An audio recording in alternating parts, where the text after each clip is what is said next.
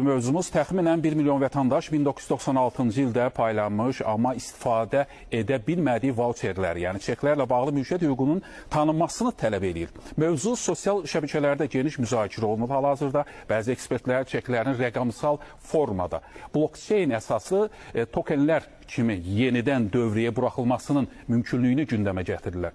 Bu yanaşma reallaşarsa həm vətəndaşların itkilərinin kompensasiyası, həm də kapital bazarlarının canlanması baxımından yeni mərhələ başlaya bilər. Milli Məclisin bəzi deputatları da vətəndaşların hüquqlarının tanınması təklifi ilə parlamentə çıxış ediblər. Bu təşəbbüs real görünürmü və vətəndaşların vauçerlərlə bağlı haqları doğrudan olaraq qaytarıla bilər? Mövzunun müzakirəsi Milli Məclisin deputatı Aydın Hüseynovla davam etdiririk. Aydın müəllim, buyurun, eşidirik sizi. Uzun illərdən sonra yenidən bu reallaşa bilərmi? Yeni mexanizm varmı sizcə? Məlumdur ki, Ulu öndərimiz Heydər Əliyevin birbaşa rəhbərliyi ilə ölkə iqtisadiyyatının inkişaf etdirilməsi üçün bir çox önəmli layihələr və proqramlar qəbul olundu. Bu proqramlar içərisində önəmli istiqamətlərdən biri də özəlləşmə prosesinin həyata keçirilməsi idi. Və o da məlumdur ki, vətəndaşlar əldə etdikləri vauçerlər vasitəsilə bu özəlləşmədə iştirak etdilər. Özəlləşmənin həyata keçirilməsi özəl sektora sahibkarlığa çox müsbət töhfəsini vermiş oldu. Və indi 1 milyona yaxın təqribən hesablamalara görə vauçerlər öz aktivliyini itiribdir. Bu həm də qanunu baxımından artıq hüquqi baxımından da bunlar aktiv deyil. Bu məsələlərin gündəmə gəlməsi və aktiv olması üçün yeni hüquqi bazanın yaradılması deməli vacibliyi ortaya çıxır. Bugün 12 noyabr Azərbaycan Konstitusiyası günüdür və 1995-ci ildə ümumxalq səs verməsi ilə qəbul olunan bu ali sənəd ölkəmizin siyasi, hüquqi, eyni zamanda iqtisadi əsaslarını müəyyənləşdirir. Konstitusiyada bazar iqtisadiyyatı prinsipləri, sahibkarlığın azadlığı, əmlak hüquqlarının qorunması və investisiya mühitinin təşviqi kimi müddəalar dövlətin iqtisadi inkişaf kursunu müəyyən edir. Və təbii ki, Ramiz Mehdiyevdən zərbə alan 42 min ailənin məsələsinə keçmək istəyirəm. 42 min ailə etiraz edir.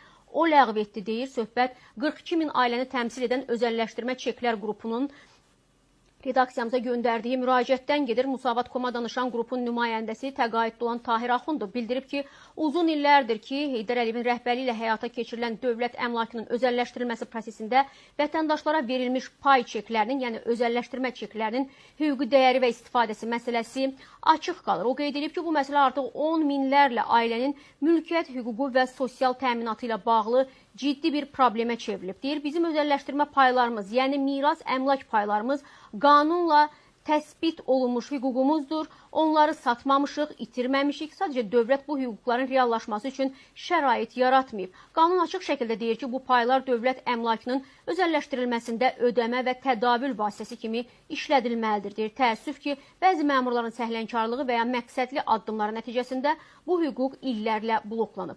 Müraciətdə qeyd olunur ki, 1995-ci ildə qəbul olunmuş dövlət əmlakının özəlləşdirilməsi haqqında qanun və Ulu Öndər Heydər Əliyevin 1996-cı ildə imzaladığı 450 sayılı fərman bu sahədə hüquqi bazanı müəyyən edib. Həmin sənədlərə əsasən özəlləşdirmə prosesində dövlət əmlakının ən azı 65% vətəndaşların pay çekləri vasitəsilə bölüşdürülməli idi. Tahir Axundov bildirir ki, bu prinsiplər 2004-cü ildən etibarən bir sıra fərman və qaydalarla, qərarlarla pozulub, nəticədə isə vətəndaşların qanunla verilmiş hüquqlarının həyata keçirilməsi qeyri-mümkün olub. Qrupun üzvlərinin sözlərinə görə həmin dövrdə Prezident Administrasiyasına rəhbərlik edən Ramiz Mehdiyev və onun ətrafında toplanan bəzi məmurlar Heydər Əliyevin imzaladığı hüquqi sənədləri səhv formada şərh edərək və ya məqsədli şəkildə fərqli istiqamətə yönəldərək özəlləşdirmə prosesini də ləngidiblər. Deyir, biz bunu açıq şəkildə dövlət səviyyəsində hüquqi səhv hesab edirik. Əgər bu səhv olmasaydı, bugün 42 min ailə öz haqqını tələb etmək məcburiyyətində qalmazdı. Qrupun təmsilçiləri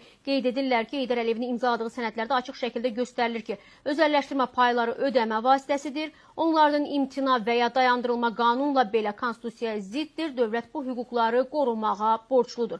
Müraciətdə vurğulanır ki, bu məsələnin illərlə həll olunmaması dövlətin iqtisadi imicinə və sosial ədalət prinsiplərinə mənfi təsir göstərir, eyni zamanda korrupsiya üçün də zəmin yaradır. Əgər 42 min ailə bugün hüququnu tələb edirsə, deməli məsələ sırf şəxsi maraq yox, ictimai əhəmiyyətli problemdir. Biz istəyirik ki, Milli Məclis bu məsələni gündəliyinə daxil etsin, müvafiq komissiya yaradılsın, hüquqi və iqtisadi əsaslar isə yenidən qiymətləndirilsin deyib və xahişi də bundan ibarətdir ki, sözü gedən qrupun həm deputatlara, həm də kütlə informasiya vasitələrinin nümayəndələrinə müraciət edirlər və deyirlər ki, bu məsələ ictimai müzakirəyə çıxarılsın, vətəndaşların miras əmlak paylarının dəyərinin təmin olunması üçün tədbirlər görülsün. Bu məsələ nə qədər deyir yubadılırsa, bir o qədər insan haqqına çatmadan dünyadan köçür.